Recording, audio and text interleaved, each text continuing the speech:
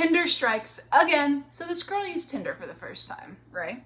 She meets a guy on there, goes on a date, and he really played his cards right. You know, pulling out the chair for her, holding the door for her, all the chivalrous things. When they began talking at dinner, he shared how he literally just got out of his marriage, which barely lasted a year, and he sometimes harms himself thinking about how much he misses her. This poor girl needed those divorce documents in hand before meeting up with this guy.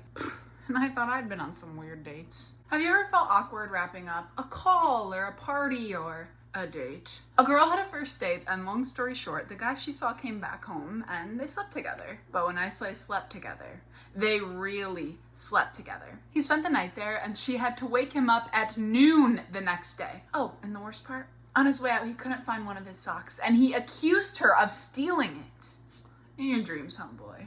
In your dreams. What do you do when you have a stage 4 clinger? What about when they are that attached after the second date? This woman had seen the same guy 2 different times, both ending the night in bed, with him crying about how he's afraid she will leave him. Naturally, she decides to ghost him, and months later, he looked up a performance she was in, and he showed up. After the show, he waited for her, just to yell, "So this is why you were so busy!" And then he stormed out. He drove over 30 minutes and sat through a 90-minute performance to get the last word.